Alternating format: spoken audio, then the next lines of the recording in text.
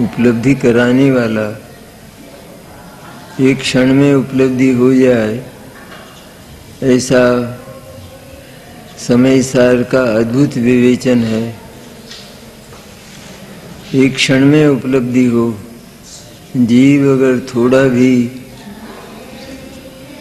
अपने लिए, अपने सन्मुख होकर, अपने लिए, अपने ही काम का, अपने ही हित का यदि पुरुषार्थ करे तो क्षण भर में आत्मा की अनुभूति हो जाती है। ऐसा मंगलमय शास्त्र इसकी 5वीं गाथा पर अपनी चर्चा है। आचार्य ने जो समय सार कहने की प्रतिज्ञा की है उसके संबंध में आचार्य कहते हैं कि मैं उस समय सार को कहूँगा, लेकिन उसकी प्रामाणिकता क्या, ऐसा श्रोताओं के मन में प्रश्न पैदा होगा। उसकी प्रामाणिकता यह है कि मैं उसे अपनी आत्मा के निज वैभव से कहूँगा।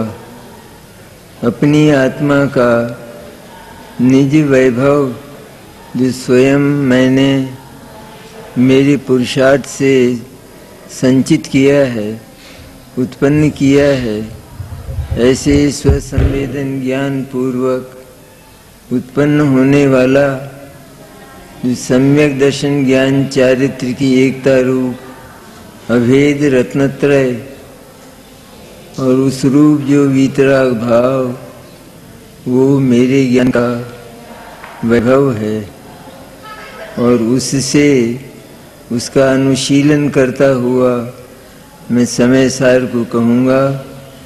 इसलिए समय सार के एक एक शब्द को साक्षात भगवान अनंत परमात्मा के शब्द ब्रह्म रूप परमागम का ही अंग मानना, उससे थोड़ा भी दूर जाकर मैंने इसमें कुछ नहीं कहा है। संपूर्ण रूप से भगवान अनंत परमागम की वाणी का ही इसमें वर्णन है। इसलिए ये अत्यंत श्रद्धा के लायक है, ज्ञान के लायक है और स्वसंवेदन ज्ञान होकर, शुद्धात्मानुभूति होकर जो अंतरंग स्थिरता चारित्र पैदा हुआ, उस चारित्र को उत्पन्न करने वाला, उसका निमित्त भूत ये परमागम है।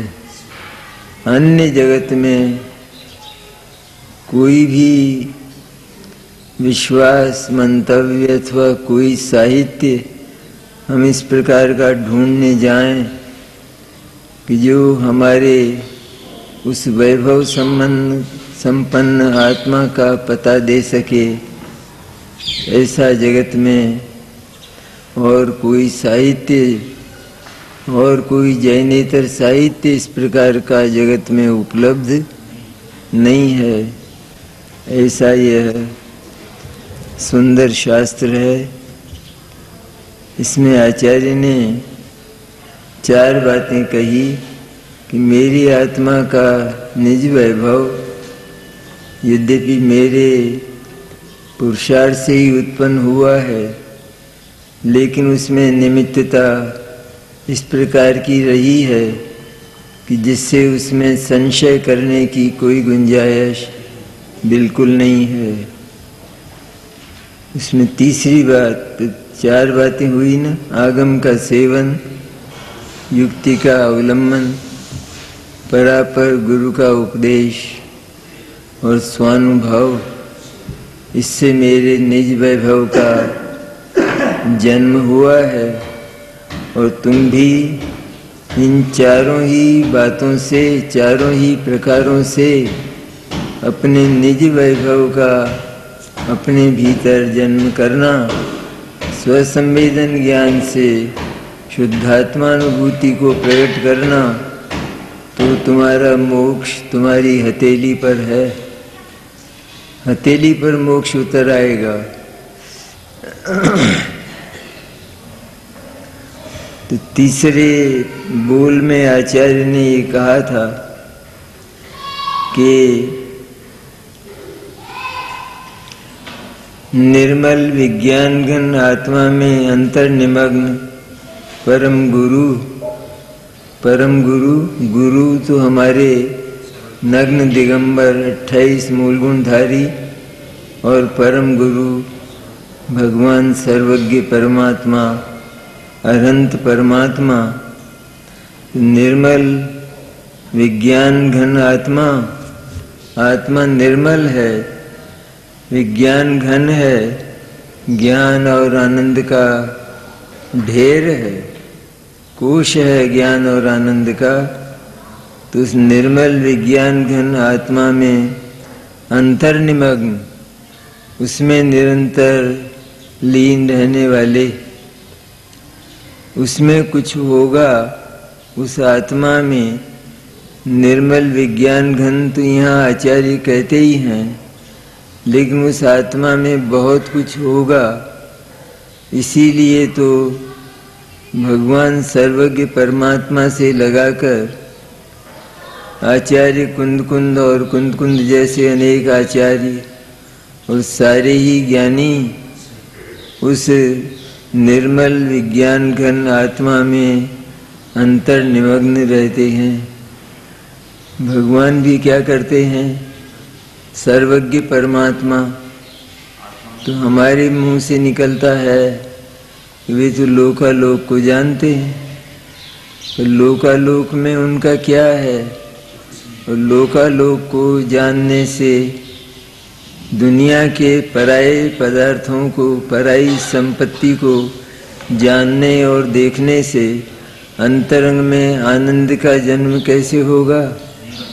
ये तो लोक रीति के भी विरुद्ध बात है कि पराई संपत्ति को यदि हम देखते रहें, उस पर सोचते रहें, उस पर विचार करते रहें, उसे प्राप्त करने की चेष्टा करते रहें, तो वह उपलब्ध नहीं होगी और रंच मात्र भी सुख का जन्म नहीं होगा, बल्कि दुख और क्लेश होगा। क्योंकि इतना पुरुषार्थ और इतनी मेहनत व्यर्थ गई।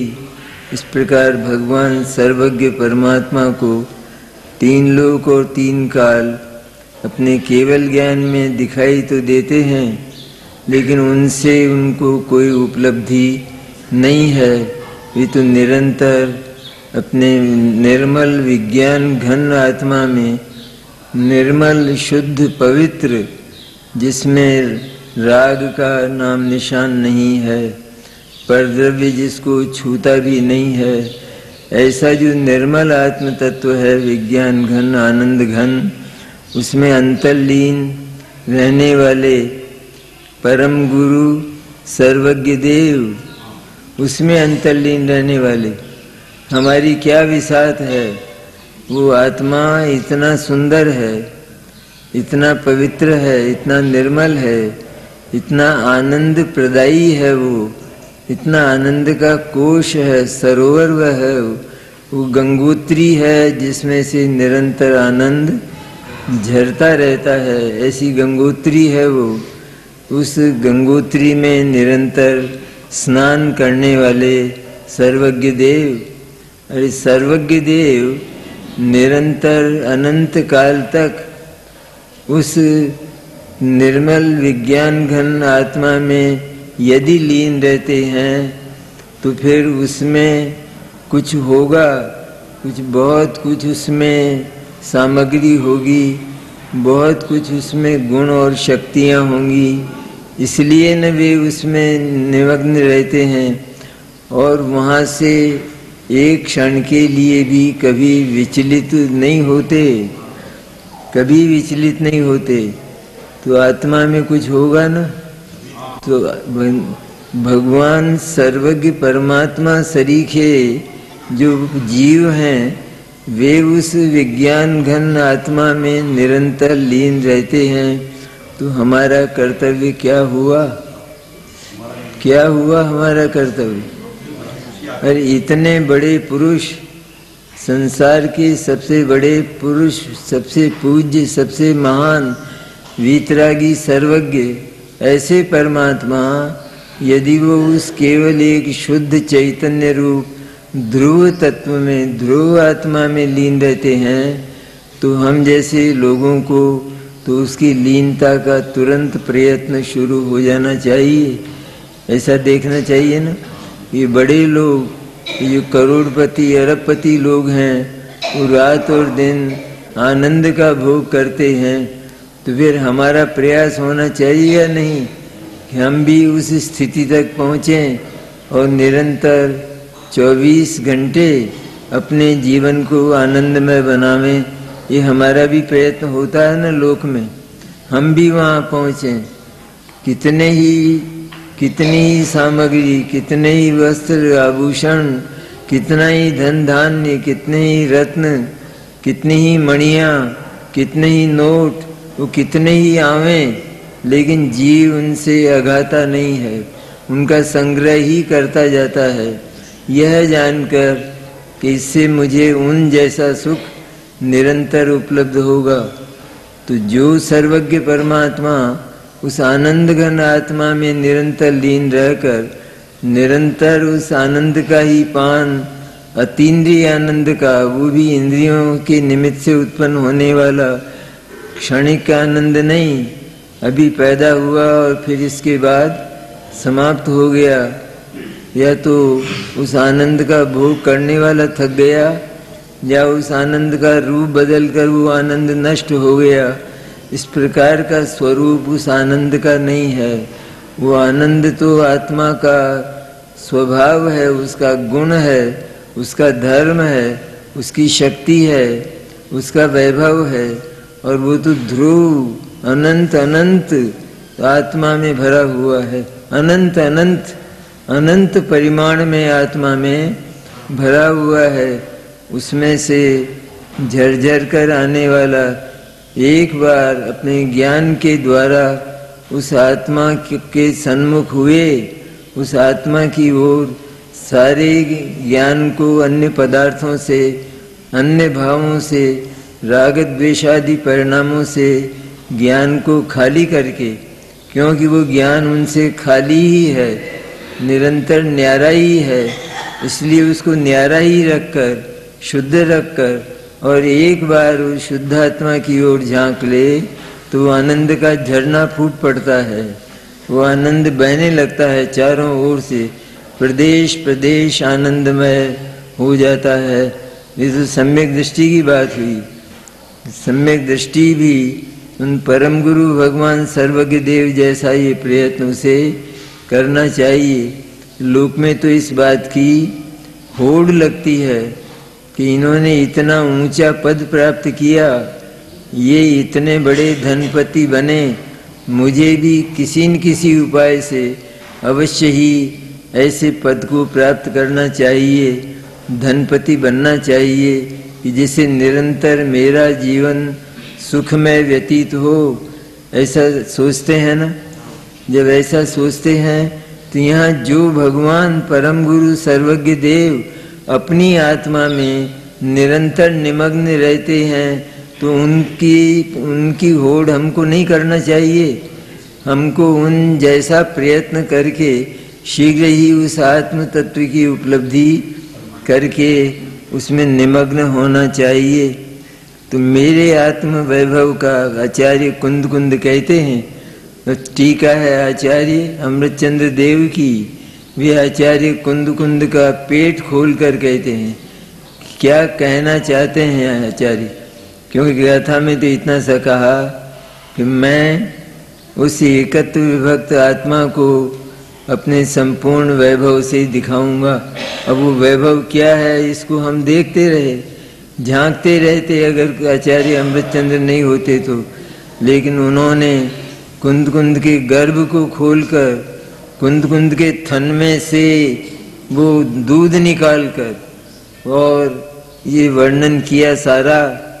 तो उसमें वो आचार्य कहते हैं कि वैभव है जो उनके पुरुषार्थ के द्वारा पूर्व आचार्यों से अपने गुरु पर्यंत सर्वज्ञ देव से लगाकर अपने गुरु पर्यंत जो उपदेश उन्हें शुद्धात्मा का मिला, उस शुद्धात्मा में निरंतर लीन रहने से उस वैभव का जन्म हुआ है और उस वैभव का अनुशीलन करता हुआ मैं ये समय सार कहूँगा तो अपनी अनुभूति पूर्वक मैं उस समय सार का वर्णन करूँगा। तो उसमें कहाँ दिक्कत है? एक व्यक्ति दूध पी रहा है और वो कहता है कि बड़ा स्वादिष्ट है, बड़ा मीठा है, बहुत सुंदर है, तो पीता जा रहा है, कहता जा रहा है, उसकी बात में क्या अप्रामाणिकता, क्या असत्य हो सकता है? इसी तरह जो निरंतर उस आनंद को पीते जा रहे हैं, ऐसे भगवान सर्वज्ञ परमात्मा से उपदेश पाए हुए भगवान कुंदकुंदाचार्य और वहाँ से लगाकर गंधरादिक भगवान कि जिन्होंने भगवान की वाणी को 12 अंगों में विभक्त करके उनकी रचना की, ऐसे अपर गुरु भगवान गणधर वे भी अंतर निमग्न रहने वाले, उस आत्मा में ही अंतर निमग्न रहने वाले, किसी में भेद नहीं किया। ज्ञानी मात्र का स्वरूप यही होता है कि वे निरंतर अपने आत्मा में अंतर निमग्न रहते हैं। भगवान सर्वज्ञ से लगाकर सामान्य ज्ञानी जिन्होंने उस शुद्धात्मा को जाना, वे अपने आत्मा में ही निरंतर अंतर निमग्न रहते हैं। अरे यही जगत का सर्वोपरि सर्वोत्कृष्ट चिंतामणि रत्न है और इस सब कुछ देने वाला, सर्व सुख और सर्व आनंद प्रदान करने वाला ऐसा ये स्थायी तत्व है। ऐसे स्थायी तत्व का अवलंबन लेने वाले भगवान सर्वज्ञ और भगवान गंधर अपर गुरु और उनसे लेकर वहाँ से लेकर हमारे गुरु पर्यंत, हमारे गुरु तक, वहाँ से परंपरा चली ना, अनेक अनेक सैकड़ों हजारों इस प्रकार के आचार्य शुद्ध केवली परमात्मा हुए जिन्होंने गणधर का उपदेश पाया। वे भी आत्मा में लीन, गणधरादिक भी, भगवान सर्वज्ञ भी आत्मा में लीन और उनके द्वारा उपदेश पाए हुए शुद्ध केवली आचार्य शुद्ध केवली परमात्मा भी उस आत्मा में अंतर निमग्न और वहाँ से लगाकर कुंद कुंद के गुरु भी आत्मा में अंतर निमग्न और स्वयं उनसे उपदेश पाए हुए आचार्य कुंद कुंद भी आत्मा में निमग्न। तो उनका उपदेश कौन सा उपदेश? 6 द्रव्य का उपदेश कि 6 द्रव्य तो हमने जाने और 6 द्रव्यों को जानकर हमने ये निष्कर्ष निकाला कि 6 द्रव्य अब जानने लायक नहीं है, क्योंकि 6 द्रव्यों में हमारा कुछ भी नहीं है। 6 द्रव्यों की ओर झांकने से हमको श्रम होता है, 6 द्रव्यों की ओर झांकने से हमारी नीयत खराब होती है। इसलिए उनकी ओर उनको गेय बनाना भी छोड़कर, उनको गेय भी नहीं बनाना, ध्येय तो वे हैं ही नहीं, लेकिन उनको गेय भी नहीं बनाना, उनकी ओर झांकना भी नहीं, क्योंकि वे तो अत्यंत पराये हैं। एक बार ऐसा जान लेने के बाद और उनसे परत्व हो जाने के बाद ज्ञानी उन पदार्थों की ओर वास्तव में अपने मन से झांकते नहीं हैं। कोई दिखाई दे जाता है, इतनी बात कही जाती है, दिखाई दे अथवा न दिखाई दे, वे तो एकमात्र अपने शुद्ध चैतन्य की ओर, जिसकी उनको एक बार अनुभूति हुई, उसी की ओर निरंतर झांका करते हैं, क्योंकि वही उनके सर्वोपरि स्थान पर है। सबसे उच्च आसन पर कौन है? वो शुद्धात्मा विराजमान है हर ज्ञानी के। इसलिए हर ज्ञानी निरंतर उसी की खुमारी रखता है, निरंतर उसी की प्रतीति और निरंतर उसी की अनुभूति करता है। अरे जिन जगत के पदार्थों से वो ज्ञानी उदासीन हो गया, परम उदासीन हो गया, तो उनका विचार क्या बार बार आएगा? उनसे परम उदासीन हो गया, उनसे विरक्त हो गया, तो उन विरक्त पदार्थों का विचार आएगा, या जिसमें उसका ममत्व जुड़ गया, आसक्ति जुड़ गई, जिसमें वो अंतर निमग्न हो गया, उसका चिंतन और उसकी अनुभूति निरंतर चलेगी। दोनों में से क्या चलेगा? सर्वोपरि मेरी आत्म सत्ता ही है, क्योंकि जगत की अन्य सत्ताएं मेरे काम की नहीं है। मेरा धर्म यह है, मेरा रत्नत्रय धर्म यह है, मेरा रत्नत्रय रूप आचरण ये कहता है कि परद्रव्य तुम्हारे नहीं है, इसलिए परद्रव्यों को ग्रहण करने की बात तो बहुत दूर, लेकिन परद्रव्यों को बार बार देखने की चेष्टा मत करो। उनको देखना बंद करो। उनको देखने से राग का जन्म होता है। उनकी पर्यायें दिखाई देती हैं, पर्यायें पलटती हैं। पर्यायों के विविध रूप होते हैं, अनेक रूप होते हैं। इसलिए पर्याय को देखने वाले के विकल्प भी निरंतर रागात्मक द्वेषात्मक विकल्प पैदा होकर निरंतर बदलते रहते हैं। इसलिए पर्यायों को देखने की चेष्टा मत करो। जगत के पदार्थ भी ध्रुव हैं। जब उनको ध्रुव जाना तो वे तो वही के वही दिखाई देंगे। जो वही के वही दिखाई देते हैं और बिल्कुल पराये हैं, तो उनको फिर क्या देखना? इसलिए उनको भी देखना नहीं रहा, क्योंकि वहाँ हमारा कुछ नहीं है। हमारा तो सर्वस्व और सब कुछ इस चैतन्य धाम में ही, स्थायी धाम में ही, ध्रुव धाम में ही पड़ा है। इसलिए वह केवल अपने वैभव की ओर ही देखता है और उसी में अंतर्निमग्न रहता है।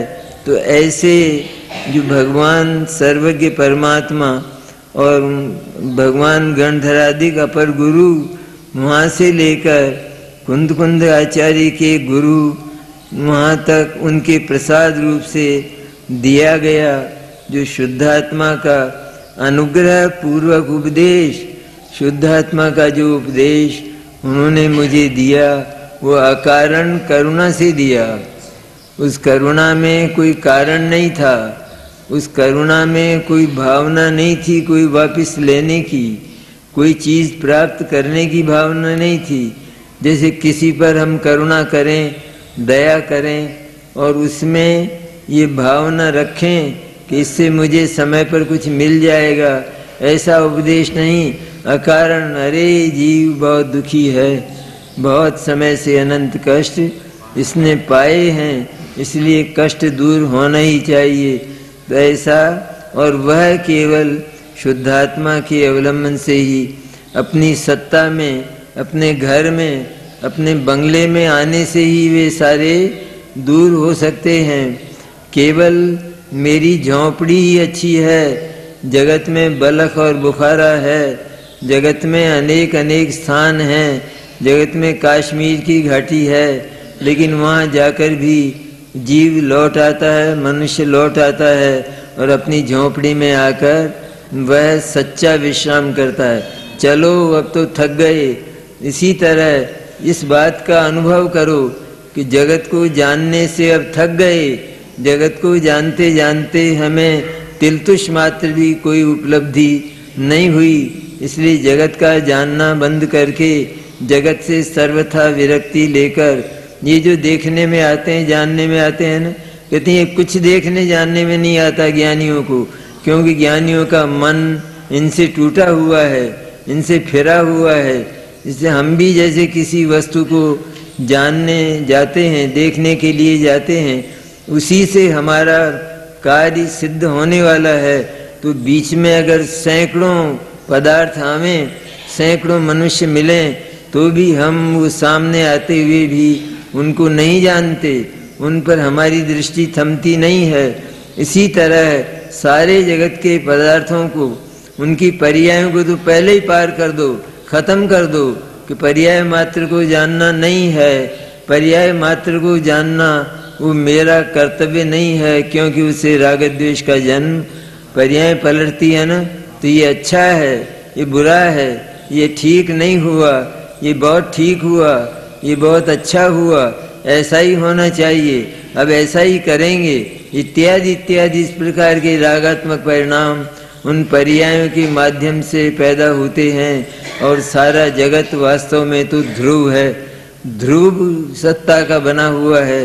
और ध्रुव सत्ताएं सदा ही ध्रुव होने के कारण, वही की वही रहने के कारण और हमसे अत्यंत पराई होने के कारण वे भी वहाँ ठहरने लायक नहीं है। इसलिए जीव पर्याय से हटकर ध्रुव सत्ता पर और ध्रुव सत्ता से हटकर अपनी ध्रुव सत्ता पर आ जाता है। मैं भी ध्रुव हूँ, जैसे ये जगत ध्रुव है इस तरह मैं भी ध्रुव हूँ। ऐसा उस ध्रुवत्व को जानता हुआ वो अपने ध्रुव पर लौट आता है। तो उपदेश किसका होना चाहिए कि जिसके अवलंबन से हमारी सर्व सिद्धि हो, सब कुछ मिल जाए, कोई इच्छा, कोई काम, कोई भावना शेष न रहे।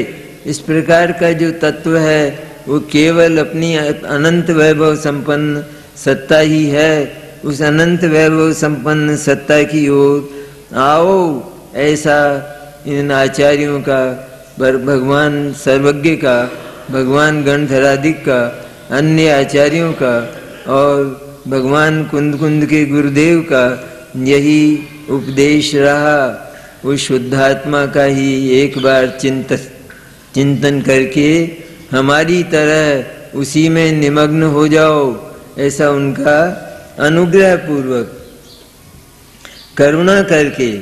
अरे उनको ये करुणा उत्पन्न हुई कि जीव अगर इसको नहीं प्राप्त करेगा तो अनंत संसार की अनंत अटवियों में, अनंत वन जंगल में घूमता फिरेगा, बहुत कष्ट पाएगा, बहुत ऊपर से उठाकर पटका जाएगा और इसको इसके कष्ट का कहीं पार नहीं रहेगा। इसलिए इसके कष्ट का अंत करने के लिए केवल एक ही उपाय, दो उपाय नहीं कि जिससे जीव झंझट में पड़ जाए, जिससे जीव संशय में पड़ जाए। केवल एक ही उपाय कि वो शुद्धात्म तत्व ही सारभूत है, क्योंकि वही तुम्हारी ध्रुव सत्ता है, हमेशा रहने वाली है। इसलिए उसी का एकमात्र अवलंबन करो, वही अवलंबन करने लायक है। पर्याय मात्र तो आकर चले जाने वाली है, वो तुमको कभी भी शरण देने वाली और आश्रय देने लायक नहीं है। ऐसा उपदेश, ये अनुग्रह पूर्वक उपदेश, अनुग्रह पूर्वक, दया पूर्वक, करुणा पूर्वक, ये अनुग्रह पूर्वक शुद्धात्म तत्व का अनुग्रह पूर्वक उपदेश तथा पूर्वाचार्यों के अनुसार जो उपदेश है वही उपदेश है, शुद्धात्म तत्व का ही उपदेश। उससे निज वैभव का जन्म हुआ है, उससे मेरा ये वैभव प्रकट हुआ है और मैं भी उनकी तरह ही अपने उस विज्ञान घन आत्मा में अंतर निमग्न रहता हूँ। सदा ही निरंतर ही उस विज्ञान घन आत्मा में निरंतर निमग्न रहता हूँ। ये निरंतर शब्द खटकता है ना कि आचार्य तो भोजन भी करते हैं, 28 मूल गुणों का पालन भी करते हैं और भी करते हैं। अरे कि जहाँ से मन टूट गया है वहाँ वे क्या करते हैं, कि वहाँ वो क्या करते होंगे। कहीं बहुत उदासीनता से कोई व्यक्ति सिनेमा नहीं देखता है, उसे छल से अगर सिनेमा ले जाया जाए और उसे वहाँ पर बंद कर दिया जाए 3 घंटे के लिए, तो उसने सिनेमा देखा, वो सिनेमा घर में राग नहीं रहा। तो उसी प्रकार ये सारे राग 28 मूल गुण आदि के राग आते हुए भी, तत्व चिंतन का विचार आते हुए भी और अन्य प्रकार के विकल्प आने पर भी उन विकल्पों से सर्वथा हमारा जो शुद्ध ज्ञान है वो टूट चुका है। उसने अपने एकत्व को तोड़ लिया है, श्रद्धा ने अपने ममत्व को खींच लिया है इनसे। इसलिए बिल्कुल न्यारे और निराले रह गए हैं। इनका क्या जानना और इनका क्या देखना। अगर ये दिखते हैं तो भी दिखाई नहीं देते, तो सचमुच दिखाई नहीं देते। इसलिए हम तो निरंतर एकमात्र अपने शुद्धात्मा में ही लीन रहते हैं। जिस व्यक्ति को चिंतामणि मिल गया है तो वह किसी से बात भी करता देखा जाता है और कुछ घर के काम काज भी करता हुआ देखा जाता है और भी काम करता हुआ देखा जाता है।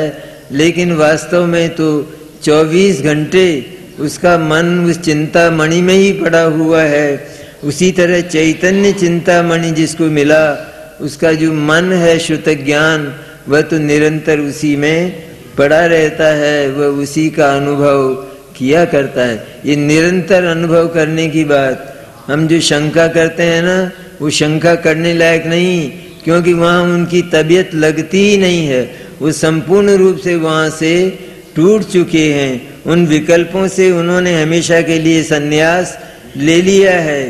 इसलिए ऐसा जो उपदेश मिला, उस उपदेश से हमारे इस वैभव का, हमारे अभेद रत्नत्र रूप धर्म का, वीतराग धर्म का जन्म हुआ है।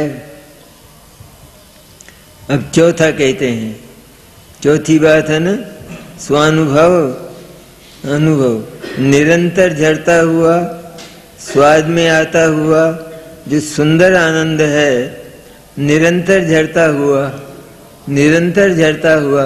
कैसे झरेगा? अगर कोश नहीं हो तो कैसे झरेगा? अगर दह नहीं हो तो कैसे झरेगा? तो आनंद का दह तो भगवान आत्मा है, वो आनंद का दह है, उसमें अटूट और अपार आनंद भरा हुआ है। और ऐसी शक्ति, शक्ति सत्ता रूप शक्ति, सत्ता रूप आनंद आत्मा के भीतर भरा हुआ है। जैसे बिजली के तार में बिजली भरी हुई है, प्रकाश भरा हुआ है, इसी तरह आत्मा में आनंद का दह भरा हुआ है। तो जो ही आत्मा अपने उस स्वसंवेदन ज्ञान में, शुद्ध ज्ञान की जो पर्याय है भाव शुद्ध ज्ञान की, ऐसे स्वसंवेदन ज्ञान को जो ही उसने उस शुद्धात्मा की ओर लगाया, आनंद से भरे हुए शुद्धात्मा की ओर वो झांका, त्यों ही वो आनंद वहां से झरने लगता है। कि जैसे जो फव्वारा होता है, उस फव्वारे में जल दिखाई नहीं देता, दिखाई देता है? नहीं दिखाई देता, लेकिन वो ऊपर से अटूट 24 घंटे चलता रहता है और बीतता नहीं है। अंदर इतना दह भरा हुआ है कि वो बीतता नहीं है। तो नहीं तो वो नहीं बीतता है और निरंतर चला करता है। तो निरंतर कब चलेगा? कि जब उसका जो दह है वो अथाह हो, अटूट हो, तब वो निरंतर झरता रहेगा। उसी तरह यहाँ उस फव्वारे के भीतर, और वो पानी दिखाई नहीं देता, वो दह दिखाई नहीं देता, लेकिन उस दह की प्रतीति होती है नहीं, स्पष्ट प्रतीति होती है या अस्पष्ट होती है? अब हम ये स्पष्ट रूप में जानते हैं या नहीं कि इसके भीतर अनंत पानी भरा हुआ है, ये स्पष्ट रूप में जानते हैं ना हम। इसी तरह स्पष्ट रूप में ये जाना जाए, जैसे उस फव्वारे के जल की तरह स्पष्ट रूप में ये जाना जाए कि इस मेरी आत्मा के भीतर अनंत आनंद भरा हुआ है। और अनंत आनंद यदि वहाँ ना हो तो पर्याय में ये चीज कहाँ से आएगी? अरे अगर घर में दूध ही नहीं है तो दूध की खुशबू भी कहाँ से आएगी? दूध की गंध भी कहाँ से आएगी? दूध अगर जल भी जाए तो वो जली हुई गंध भी कहाँ से आएगी? इसी तरह आत्मा में अगर आनंद नहीं है तो पर्याय में झरेगा कहाँ से? इसलिए पर्याय उस आनंद स्वभाव की ओर झांकते ही, केवल उसकी ओर झांकते ही, अपने को सर्व पदार्थों से, सारी राग द्वेष की पर्यायों से खाली करके अत्यंत निर्मल और पवित्र होकर जो ही भाव शुद्ध ज्ञान, स्वसंवेदन ज्ञान की पर्याय को लेकर उसकी ओर झांका, उसकी ओर झांका, तब स्वसंवेदन ज्ञान बना वो, तब वो भाव शुद्ध ज्ञान कहलाया। उसकी ओर झांकना मात्र है, उसको पकड़ना नहीं है, उसको खींचना नहीं है, उसमें से कुछ निकालना नहीं है, केवल उसकी ओर झांकना। यह मैं शुद्ध चैतन्य हूँ, यह मैं आनंद का दह हूँ। इस तरह झांकते ही उसमें से आनंद का झरना, जैसे मेघ से पानी बरसता है, अटूट पानी, उस तरह से वो अमृत बरसने लगता है, आनंद का अमृत बरसने लगता है। इसलिए निरंतर झरता हुआ और निरंतर स्वाद में आता हुआ, निरंतर झरता हुआ, वो आनंद निरंतर झरता है। और झरता तो स्वाद में आएगा कि नहीं? बिना झरे स्वाद में आएगा? निरंतर झरता है आनंद आत्मा में से और निरंतर स्वाद में आता है। झरता है तो भी आनंद का दह उतना का उतना रहता है। आनंद की शक्ति, आनंद का जो कोश है वो उतना का उतना ध्रुव रहता है, उसमें रंच मात्र भी अंतर नहीं पड़ता। यहाँ तो पर्याय ने क्या किया है कि पर्याय ने अन्य सबसे विमुख होकर केवल शुद्धात्मा की ओर झांका है, खाली झांका है, यह मैं शुद्ध चैतन्य, यह मैं आनंद तत्व। इस तरह बोलता हुआ वो श्रुतक ज्ञान उसकी ओर झांका। झांकते ही वो जितना है उतना का उतना सारा का सारा उस भाव श्रुतक ज्ञान की स्वसंवेदन रूप पर्याय में अनुभव में आने लगता है और आनंद झरने लगता है। और फिर वो आनंद निरंतर झरता रहता है और निरंतर स्वाद में आता रहता है। क्योंकि ये जो स्वसंवेदन ज्ञान है, जो भाव श्रुतक ज्ञान है, जो शुद्ध चैतन्य का अनुभव करने वाला जो ज्ञान है, वह ज्ञान शुद्धात्मा से जुड़ गया। इस शुद्धात्मा से जुड़ जाने के कारण वो जो जुड़ा हुआ है ना, फव्वारे का जो भीतर का जल है दह, उससे ऊपर का पानी जुड़ा हुआ है या नहीं? जुड़ा हुआ है ना। तो जुड़ा हुआ है तो उसमें से थोड़ा जो बारीक नली है, उस बारीक नलियों में से वो पानी आता हुआ चारों ओर बरसता हुआ दिखाई देता है। उसी तरह केवल ये भाव शुद्ध ज्ञान की स्वसंवेदन रूप पर्याय, इसमें से वो आता हुआ निरंतर झरता हुआ और निरंतर स्वाद में आता रहता है। उससे ऐसा जो सुंदर आनंद है, ऐसा सुंदर लोक में सुंदर यदि है तो केवल ये आत्मा का आनंद ही है कि जो बिल्कुल स्वाधीन है, जो बिल्कुल पराधीन नहीं है, जो क्षणभंगुर नहीं है, जो स्थायी सदा चलने वाला है, अनंत काल तक एक के बाद एक आनंद की घूंट वो आत्मा सिद्ध भगवान पीते जाएंगे। अनंत भगवान उस आनंद को एक एक घूंट करके पीते जाएंगे और अनंत काल तक आनंदित रहेंगे। इसी तरह यहाँ पर ज्ञानी भी उस आनंद झरते हुए आनंद का निरंतर स्वाद लेते रहते हैं और उसमें निमग्न रहते हैं। पर पदार्थ की परिणतियों को हम क्योंकि भोग नहीं सकते, उनका क्योंकि हम स्वाद नहीं ले सकते, इसलिए पर पदार्थों की ओर झांकना, तो ये कहता कि मुझे कसम है कि मैं पर पदार्थों की ओर झांकूं, पर पदार्थों को मैं तबीयत से, किसी रस को लेकर मैं पर पदार्थों को देखूं, इसकी मेरे को कसम है।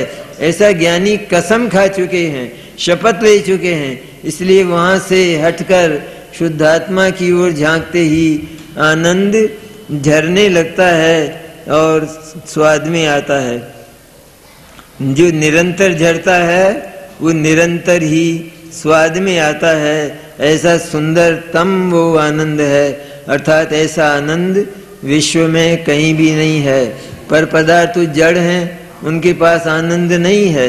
दूसरे जो जीव हैं उनके पास वैसा का वैसा ध्रुव आनंद है, लेकिन वह आनंद हम नहीं ले सकते, क्योंकि वस्तु व्यवस्था इस प्रकार की है कि एक पदार्थ की पर्याय दूसरे पदार्थ के ग्रहण में नहीं आती। दूसरा पदार्थ उसको नहीं लेगा भी नहीं। इसलिए नहीं लेगा, हर पदार्थ अपने द्रव्य गुण पर्याय से पूर्ण है।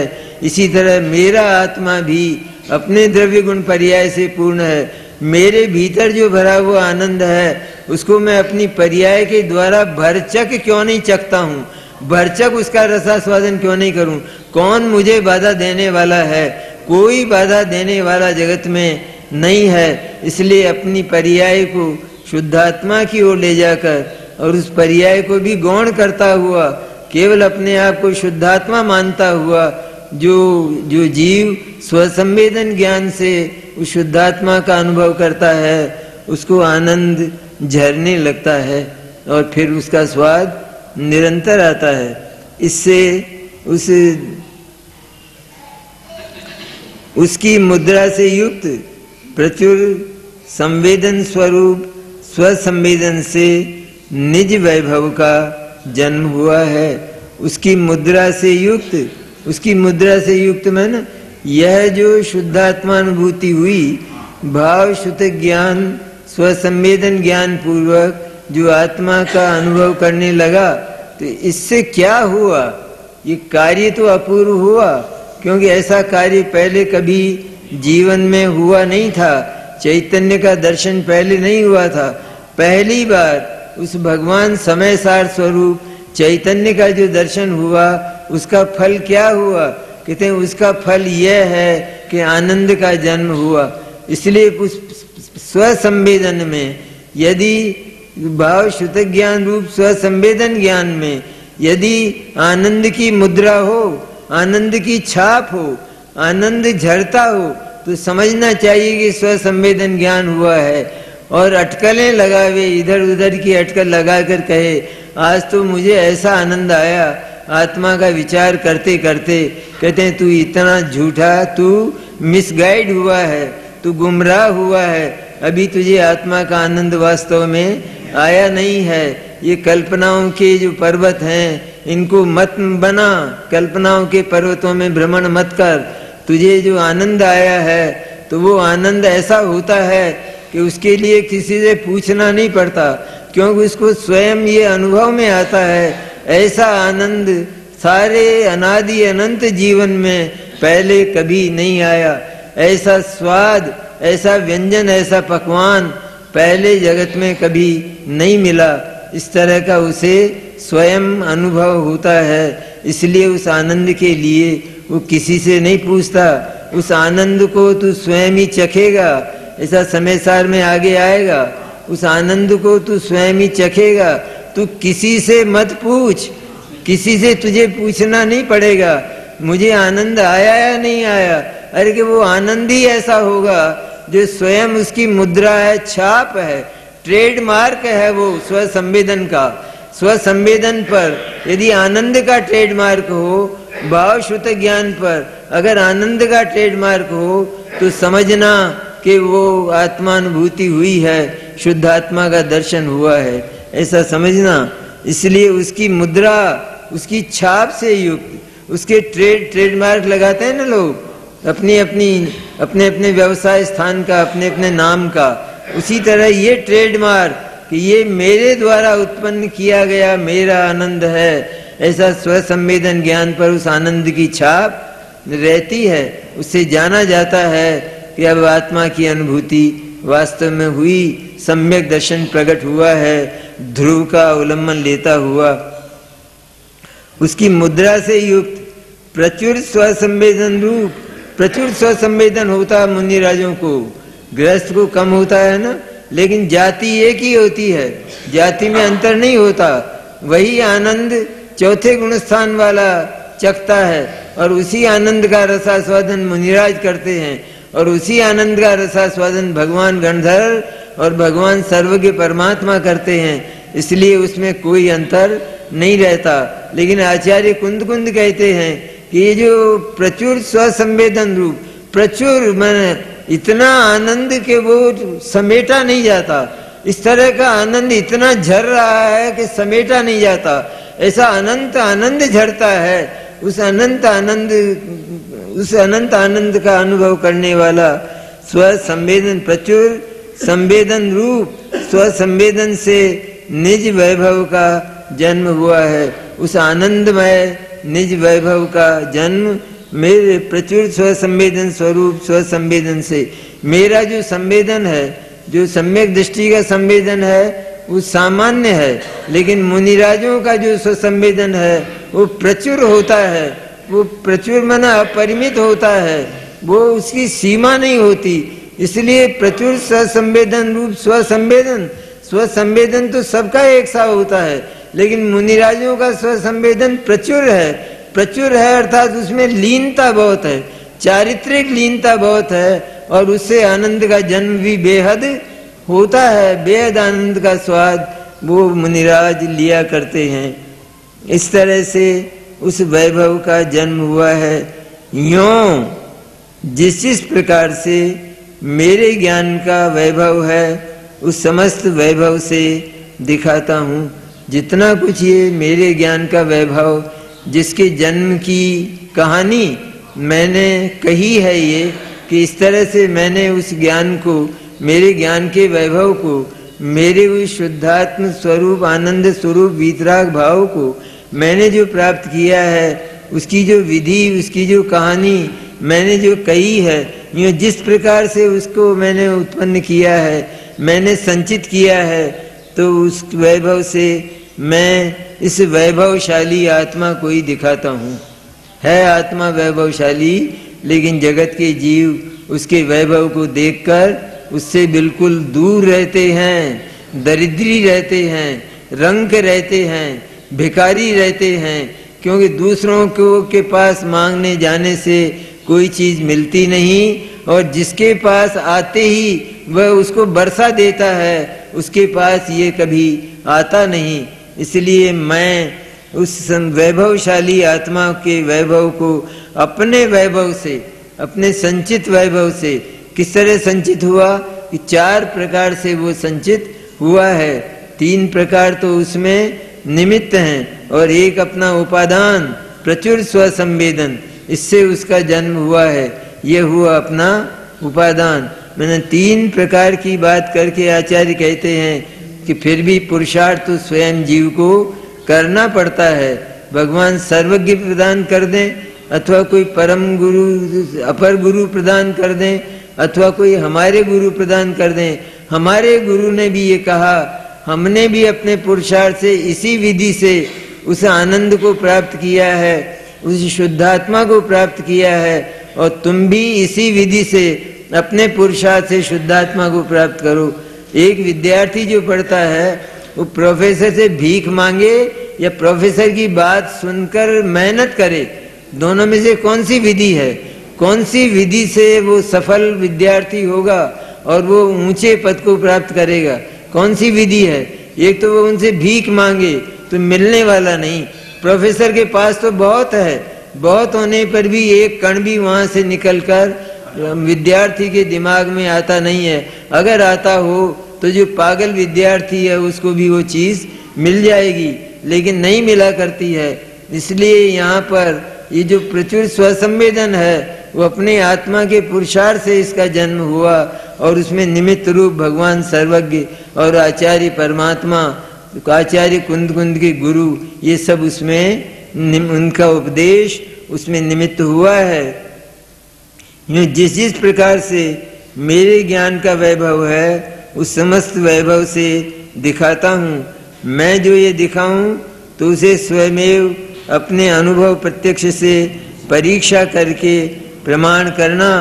मैं जो दिखाऊं, अगर मैं उस आत्मा को दिखा सकूं कि वास्तव में मैंने उस आत्मा का जो स्वरूप है, उसका जो स्वभाव है, उसको मैंने दिखाया, तब तो तुम अपने अनुभव से और अपने परीक्षा करके प्रमाण करना। युक्ति से माने सुयुक्तियों से उस तत्व ज्ञान की परीक्षा करके और अपने अनुभव से उसको प्रमाणित करना कि जैसा आचार्य कह रहे हैं शुद्धात्मा का स्वरूप, उस शुद्धात्मा के स्वरूप की मैंने परीक्षा की है, और वो शुद्धात्मा का स्वरूप मेरे वेदन में, मेरे अनुभव में आया, तो वो ठीक वैसा ही है जैसा भगवान आचार्य ने, जैसा भगवान गुरुदेव ने कहा, वो ठीक वैसा ही है। ऐसा प्रमाण करना, वो प्रमाण करना परीक्षा करके। अनुभव प्रत्यक्ष से, प्रत्यक्ष लिखा है, परोक्ष नहीं लिखा है। ये भाव मति ज्ञान और श्रुत ज्ञान ये परोक्ष कहलाते हैं, लेकिन जिस समय आत्मदर्शन होता है तो ये प्रत्यक्ष हो जाते हैं। जैसे रसगुल्ला है ना, तो रसगुल्ला जब तक हमारे मुंह में नहीं है, बाहर है, तब तक उसको अनेक प्रकार के निमित्त दूसरे पड़े हैं, तब तक तो वो परोक्ष है। लेकिन जिस समय हमने उसके वेदन किया उस समय तो वो प्रत्यक्ष है ना। उसी तरह इंद्रिय और मन की सहायता से प्रवर्तित होने वाला जो मन है, वहां तक तो वो आत्मा केवल आत्मा के विचारों में है, आत्मा का चिंतन करता है, आत्मा के गुणों का चिंतन करता है, वहां तक तो वो परोक्ष है। लेकिन जहाँ उसने स्वसंवेदन से उस आत्मा को देखा तो ठीक पाया कि रसगुल्ले के संबंध में जैसा लोगों ने कहा था, जितनी प्रशंसा उसकी की थी, वो ठीक वैसा ही निकला। इसी प्रकार शुद्धात्मा की जो चर्चा भगवान आचार्य ने, मेरे गुरुदेव ने की थी, ठीक वैसा का वैसा ही वो निकला। अरे भगवान सर्वज्ञ ने भी परम सत्य कही है बात। इस तरह सारे के सारे सत्य की कक्षा में प्रमाणित हो गए। सबके ऊपर इसकी श्रद्धा, व्यवहार श्रद्धा इसकी दृढ़ हो गई। मैं जो ये दिखाऊं तुझे स्वयमेव अपने अनुभव प्रत्यक्ष से परीक्षा करके प्रमाण करना। और यदि कहीं अक्षर मात्रा, अलंकार युक्ति आदि प्रकरणों में चूक जाऊं तो छल ग्रहण करने में सावधान मत होना। यदि कहीं अक्षर इत्यादि, ये तो शास्त्र समुद्र है ना, तो शास्त्र समुद्र का तो पार नहीं है, इसलिए उसमें अक्षर पद मात्रा छंद अलंकार इत्यादि अनेक बातें आती हैं और मुझे उनका यदि पूरा ज्ञान न भी हो और उसमें कहीं चूक भी हो जाए, प्रथम तो चूक होने के लिए मैं सदा सावधान रहूंगा कि चूक ना हो। लेकिन यदि कभी चूक भी हो जाए तो उस चूक को जानकर, और ये मत कहना कि ये आचार्य क्या आत्मा को दिखाएंगे, इनको तो इस मात्रा का ही ज्ञान नहीं है, इनको तो इस छंद का ही ज्ञान नहीं है, इनको तो इस अलंकार का ही ज्ञान नहीं है। इस प्रकार से उनके सामान्य बातों से छल ग्रहण करके और वो जो आत्मा दिखावें उसमें असावधान मत हो जाना, उससे दूर मत भाग जाना, उससे रूठ कर चले मत जाना, अपने अहंकार के वशीभूत होकर उसको अस्वीकार कर दे, ऐसा स्वप्न में भी मत करना। यह एक अवसर है कि आचार्य बड़े भाग्य से 2000 वर्ष पहले लिखा गया जो समय सार है उसको अपने ज्ञान के वैभव से हमें दिखा रहे हैं, और उनके ज्ञान का वैभव सर्वज्ञ के ज्ञान से और सर्वज्ञ की वाणी से प्रमाणित है। इसलिए उस ज्ञान के द्वारा उसको प्रमाणित मानकर यदि कहीं इस प्रकार की चूक भी हो जाए तो उस चूक में सावधान मत होना। अरे अगर किसी को स्पष्ट बोलना नहीं आता है, किसी को अगर तोतला बोलना आता है, तो ऐसा मत समझना कि ये मुझे क्या निमंत्रण देगा, इसको तो बोलना ही नहीं आता है, ये जब तक सही नहीं बोलेगा, स्पष्ट नहीं बोलेगा, तब तक मैं जीवने नहीं जाऊंगा, तो तू भूखा रहेगा, तू वंचित रहेगा, तेरा व्यवहार टूट जाएगा। इसी तरह यहाँ आचार्यों के लिए पूजाओं में जैसे आता है ना, पूजाएं रची गई है ना, तो पूजाओं में रहती है कि नहीं ये चीज, कभी छंद में भंग हो जाता है, कभी जो है वो मात्रा में हो जाता है, इधर उधर शब्द करने पड़ते हैं, इत्यादि इत्यादि बात करनी पड़ती है ना। तो ये जो करना पड़ता है इसको देखकर हम उस पूजा से विरक्त नहीं हो जाएं, हम उस पूजा से दूर नहीं भाग जाएं। इनको तो मात्रा का ही ज्ञान नहीं है, इनको तो छंद का ही ज्ञान नहीं है, तो ये क्या पूजा लिखेंगे, इसलिए इनकी पूजा हमें नहीं करना। तो तू पूजा से वंचित रह जाएगा तो मोक्ष से वंचित रह जाएगा। इसलिए तू उस बात को गौण करके, बिल्कुल गौण करके और बड़े भक्ति भाव से पूजा करना। इसी तरह यहाँ यदि छंद मात्रा इत्यादि से कोई चूक अगर हो जाए तो उसको ग्रहण नहीं करके अपने स्वसंवेदन ज्ञान से शुद्धात्मा की भक्ति करना उसमें, और वो मोक्ष तेरी हथेली पर आ जाएगा, तेरे हाथ में ही वो मोक्ष होगा। इसलिए छल ग्रहण करने में सावधान मत होना। शास्त्र समुद्र के बहुत से प्रकरण हैं, ये प्रकरण बताए ना ऊपर, इनसे भी अधिक और भी अनेक अनेक अलंकार, अनेक छंद, अनेक प्रकार से मात्राओं का विधान, ये सारे के सारे, और अनेक प्रकार के विविध प्रकार के छंद और उनका विविध प्रकार का गान, ये सारी बातें शास्त्र समुद्र में, व्याकरण इत्यादि ये सारी बातें इसमें शास्त्र में आती हैं। तो शास्त्र समुद्र के प्रकरण बहुत हैं, इसलिए यहाँ स्वसंवेदन रूप अर्थ प्रदान है कि तुम्हें तो केवल वो कैसे भी जैसे भी बोलता है, पर तुम्हारी समझ में तो आ गया ना कि इसने हमको निमंत्रण दिया है बहुत अच्छी जगह का, जहाँ पर बहुत सुंदर पकवान बनेंगे, इसलिए उसकी बात को सुनकर तुम तो पकवानों को ग्रहण करना।